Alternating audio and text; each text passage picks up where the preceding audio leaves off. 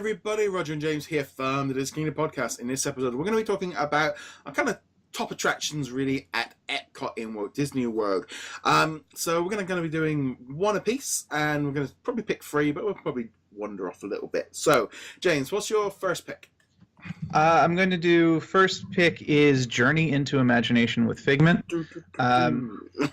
It's not the most exciting ride. It's not, a thrill ride, but it is a fun little ride, and they have goofy entertainment with it. They tickle the senses and stuff, and actually part of it can make you feel like you're on a thrill ride in that you'll get vertigo from it because they put the ceiling on the floor and the floor on the ceiling, and they got spinny stuff. But it's just an enjoyable, calm ride. It's that ride that you can kind of sit on and burn a couple minutes and enjoy just some fanciful fun. Also, I have a fond memory of it. I think it was actually the last time I was there at Epcot. I went on it. I had like a few minutes to burn in between some fast passes, so I popped on it. And there was a family in front of me, a family of three, mother, father, and daughter. And the daughter was just eating up this entire ride. She was so thrilled to see Figment and the scientist whose name I can't recall offhand, but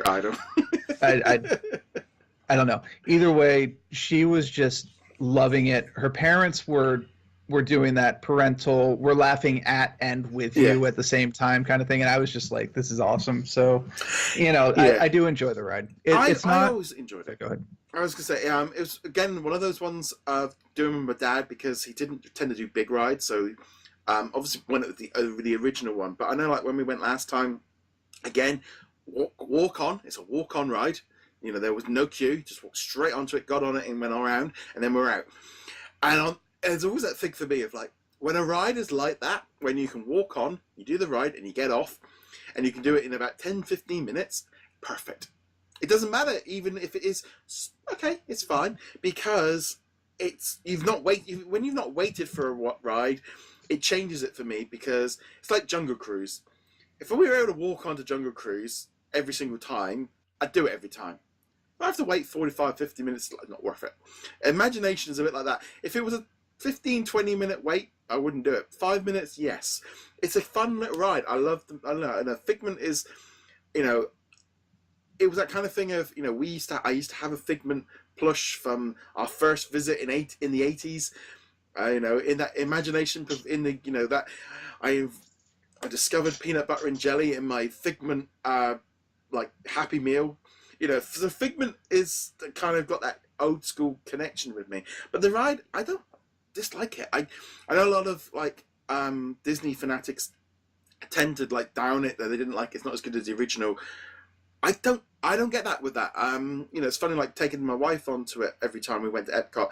She didn't have that because she didn't. It was just that ride is what that ride is, and she always said it was a fun little easy ride. It is, and like I said, kids love it. And it's really one of the few attractions really at Epcot that is kind of got that.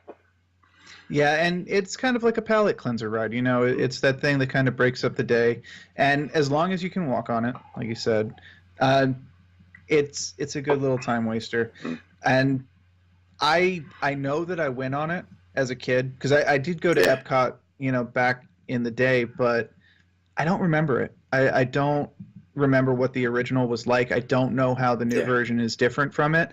Obviously, you can tell that they're using new technology or relatively new technology in it, and it's very clear that it has been upgraded if you're aware that it's an older ride. But I honestly couldn't tell you what they are. So I do understand that. I do understand the nostalgia for the way things were, but I don't have it connected to this ride.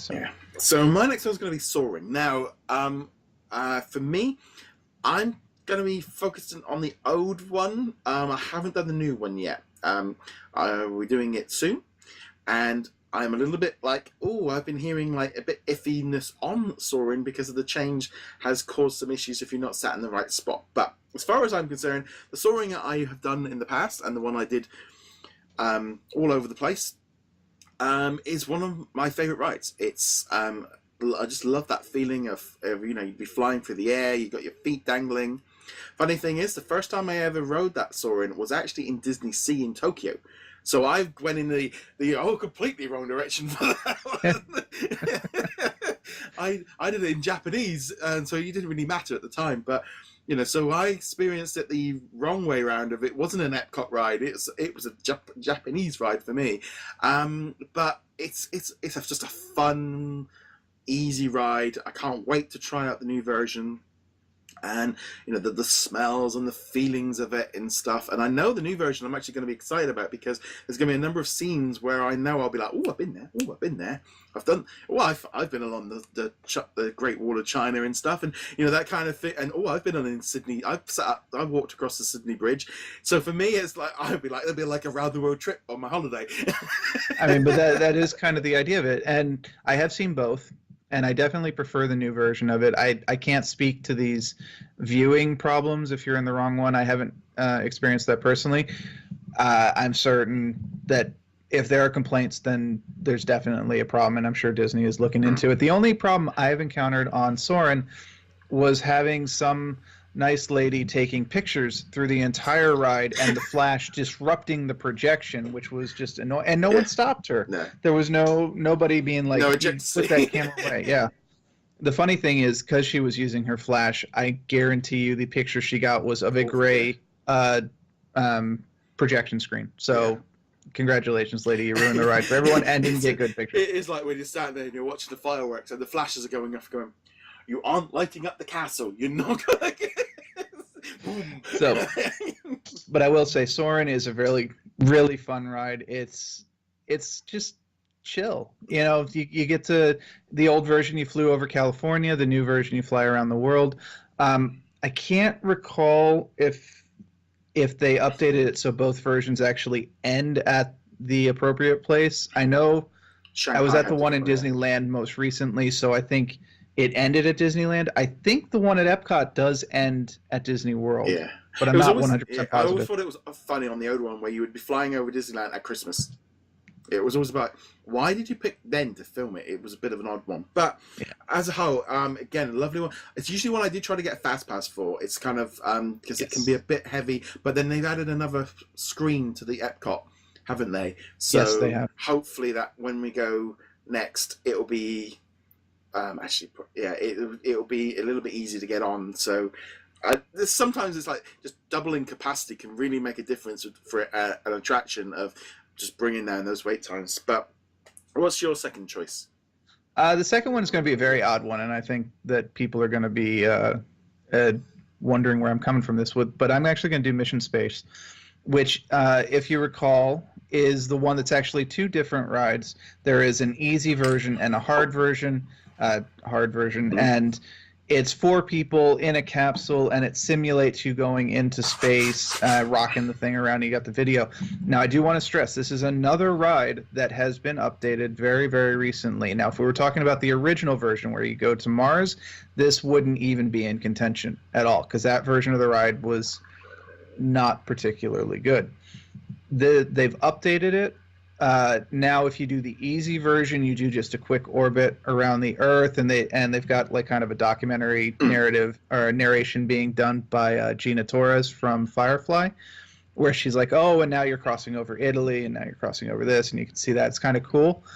It's gone from kind of cheesy, you're going to Mars as an explorer thing, into it just kind of like a relaxing pseudo documentary that kind of throws you around a little bit.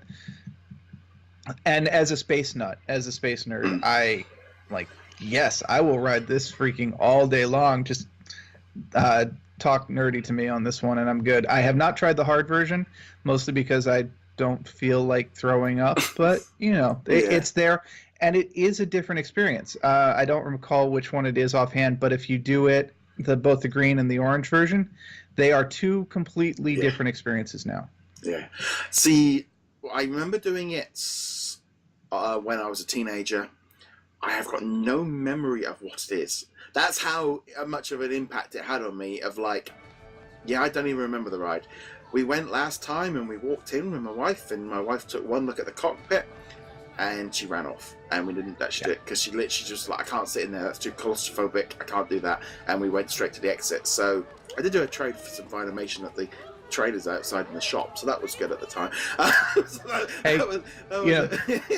And I can't falter for that, because it definitely is a claustrophobic ride, which is somewhat authentic to the space travel experience, not counting the space shuttle. The capsules they flew in back in the day and the capsules they're going to fly in the coming years are not built for comfort. They're not built for, being able to stretch out. No. So, yeah. But yeah, if you're claustrophobic, definitely do not go for this. That's that one. So I'm going to jump over and I'm going to do one for my second one, which is, again, it's an easy pick. It's Test Track.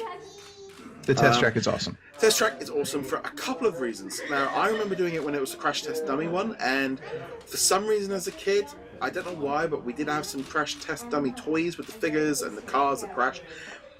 And I don't know why, but I've almost like in our brains, so me and my brother, that ride was the Crash Test Dummy ride. It was like pseudo kind of interconnected, that we thought that was the franchise ride. That was how it kind of interconnected. Whereas obviously going on it now, very different. It's been more updated. There's that feeling of, I think, when you're in the car and it spins around and then it goes outside and you get the speed. And you get that feeling, and you're only doing 60 miles an hour. I can assure you, driving on the I-4 going into the park is so much more scary for us than being on the car going around the test track. I mean, I remember being on it last time, and there's kids in the back, and there's kids shouting, "We're all gonna die!" That's the best. I love it when you get that kind of thing. Like me and my wife just in the front of the car, just in fits of laughter to the kids in the back going, "We're only going 60 miles an hour around a track, it's fine." And just the way it used to do. But the other thing that we really loved, the interaction at the beginning with building your car and have it connected to your magic band, and it like testing, and you're just trying it out of how does your car compare to an opponent's car, and you can then go into the bit afterwards and you play all the games and stuff, and it's like you took something that's like, and you future-proofed it, because in some ways now that vehicle area is future-proof now, because you've made it futuristic, but it's not dateable in the same way. Yeah, and I have a little bit of a funny story with the custom car designer. The last time I did it on at Epcot, we set out to design the stupidest car possible. It was blocky. It had it was basically a square. It had like the speed fins on the back, and we built it strictly for like economy, but with like the worst air resistance. It was the best car we ever had. It was like a 212-point car, which is crazy. So just as a note to people, don't restrict yourself. Yeah, see, I think we went with like a Batmobile for one, and then a massive monster truck. That was the two kind of. I remember we did it because I think we ended up like, it is a fast pass kind of attraction for us. For next time, it's probably going to be Soaring, Test Track, and probably the Frozen one will be our choices for that week, for that day. Well, I don't remember if Epcot is one of the ones that has the tier system, like you can only pick one from. Right. I think they might have changed it, but I think Epcot, so you might not be only able to pick one of those. Yeah, it's a fun ride. I loved it, but also I think because you've got that interaction at the queue base, it changes. You're in that room for 10 minutes playing around with cars, and it's fun, and also it completely distracts you for that time. And I think that's what works so great. I mean, it would be great to have. If they could take the bit afterwards where you're all playing, if they just gave you like a Dumbo thing and just like, right, standing here for 20 minutes and we'll call you in when it's your time, that would be a nice addition. But definitely, I think that the building it is such a great way of distracting you while you're queuing as well. Right. Two other very quick points about it. One, it is, as far as I know, the only place at Epcot that has a single track rider, which is very, very fortunate if you don't mind going on your own with your party, or if you are there on your own, as I have done several times. It's a great way. I have gone onto it when there's a 60-minute wait, gone single rider, and basically walked onto it, which is fantastic. Second point, this ride is begging for a 3D printer to be sitting at the end where you can print out your car and pick it up at the end of the day, kind of like the Crystal Shop at Magic Kingdom. Yeah, it is great. So what's your other choice? So I'm going to cheat a little bit. Rather than picking one specific ride or event, I'm going to go with the World Showcase, which is just, all of the various countries. So none of the rides in it specifically, just the experience of the World Showcase. So we're not talking about, the Frozen River ride and all that stuff. But, just going from country to country and experiencing that little slice of it. And yes, let's be clear, that little slice of it is highly Disneyfied, highly sanitized, not even close to reality version of the culture. But that's okay. It's Disney. That's you're not there for reality. So, but I love it. I love going. 1 second you're in Mexico, and then you're in the streets of I can't remember which the Middle Eastern one is, Morocco maybe, but you're in Morocco, and then you're in China, and then you're in Norway, and all this stuff, and then they've got the taiko drummers in Japan, and it's just a fun experience.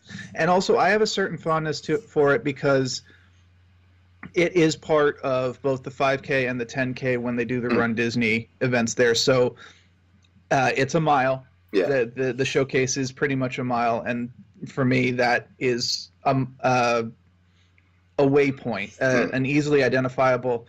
I've done a mile. I know I'm nearing the end of the race, kind of thing. So it's got that for me as well. Although I will say this: that little bridge between Canada and England can go screw itself. Pardon my, because it's not exactly Heartbreak Hill. It's not like the Boston Marathon, but that little part of it is just like, I hate you so much. But I just love it. It's an experience. Yeah, and there's good food. Yeah, there's good food up there. This is the big difference. For us, it was always that kind of thing of my parents loved it. Right, it was always their favorite part of Epcot. As a kid, you didn't like it. It was boring. Oh God, no. Yeah. As a kid, I was like, "This is the worst. This is the worst thing ever." Me and my wife go there. It is actually become. I don't want to say it's actually become day one, nearly for us, of go to Epcot, walk around, enjoy the sights, especially enjoy the food, because there's food everywhere and there's lots of nice bits and pieces to eat. It's a gentle, especially when you've got jet lag. It's a nice, gentle afternoon of just wandering around in the sun, taking it all in. It's beautiful the way it looks. I mean, it's very, very Disneyfied. I can assure you, having been to like 10 out of the 12 or whatever it is countries, is very, I can assure you, Marrakesh is never like Morocco. It's very different. And it's nice, and it's just gentle, and the food. I was literally only talking to our friends the other night. And they've never done Illuminations or been there at night, and we're like, we have to go and do this because, sat there with some Werther's Original cakes from Germany and sitting by the river and watching it is just, it's one of our favorite things to do. I mean, we will go to that store a couple of times. I want to say that anyway. It's just like, it's so fudgy, gooey, toffee stuff. It's lovely. I don't think I've had that actually. Yeah, next time, you've got to go into Germany, go into the Werther's Originals shop and buy all the cakes because they're just incredible. But that thing of going around, I will always say, and we always said this and joked about it as a British family walking around, we'd hit Britain and go, what year do you think we live in at the moment? This is like 1960s. We do not all play with Paddington Bear and Winnie the Pooh. We have, and we're not sitting there listening to the Beatles. London for us is a massive disappointment. The fish and chips are pretty. We wouldn't pay the price for them, and it's just like, no, this is not England. This is like what you put on a postcard, which pretty much represents every country. Every country is a postcard. But I think you get, it's like, and then of course you get to America where they have this big McDonald's and no substance. Kind of was very much. I remember we were there going, why have you put America in here? There is nothing here. There is nothing. But you got some. Is there actually? It's like, I'll be honest, like the Hall of Presidents, I know they've got that over there. We'd never go anywhere near that thing. So don't worry, Americans don't either. No, but this like thing of like, you've got this massive, great big toilet, and it's basically the stop-off point for if you've not eaten all the way around the world because you don't like food. That's the place to stop and have a cheeseburger. I think as a kid that was where they took us. As an adult now, by the time we just literally walk, use the toilet and keep walking. Yeah, I mean, I haven't even seen the show in the American side or whatever. No. So I can't speak to that. Well, actually, that's not true. I did see it once. I barely remember it, but yeah, it's like I said, and it's like you said, it is the postcard version of these countries. I've been to several of them myself in real life, and yeah, they're nothing like this. They're nothing like this at all, and a lot of them are versions of the countries that A, never existed, and B, if they did exist, it's a highly romanticized version of like the 16th century version. Like I'm thinking of Japan in this case, and China. I mean, China. Or Japan's kind of. The temples they're actually not too bad. I didn't find them to be too bad. I mean, I remember China, because I fell in love with, I spent like a month traveling around China. And so I remember when I stood in front of the real, I can't think of the name of the like the palace that they've got there. And when you go to the real one, and I remember seeing it and going, oh, it looks just like Epcot.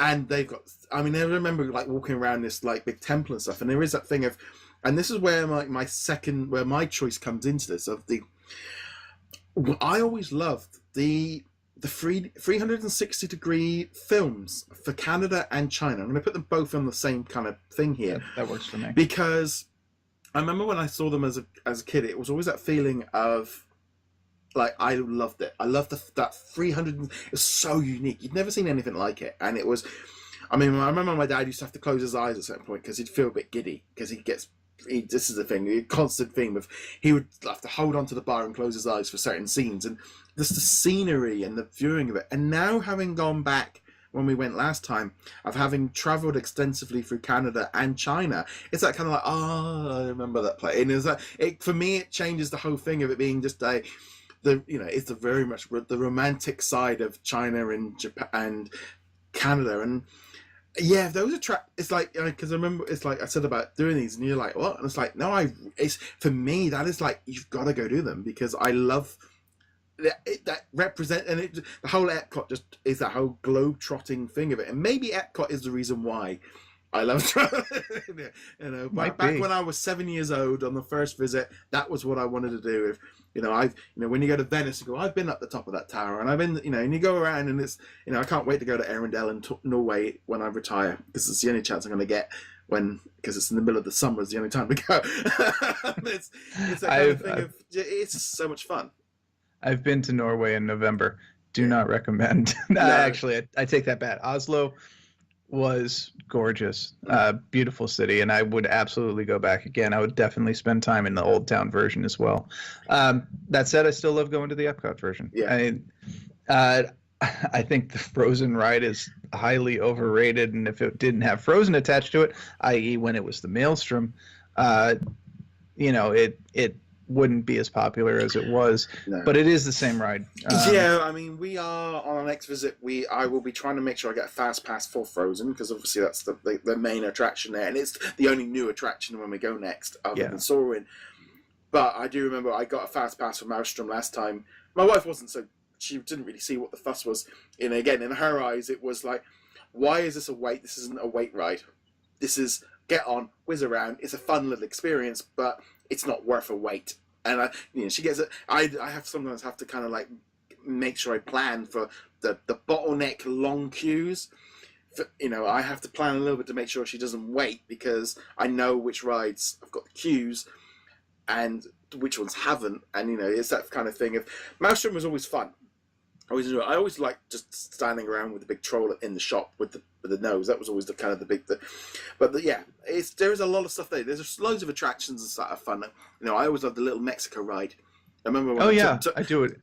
Do it every single time. Every single time, because it's like, and again, it was so funny. My sister-in-law, she went to Epcot last year for a honeymoon, and they went around in Epcot in 2 hours. They literally walked around their World Coast Showcase, and were like, I don't think it was completely lost on them, but they were like, there's no rides there. There's nothing to do.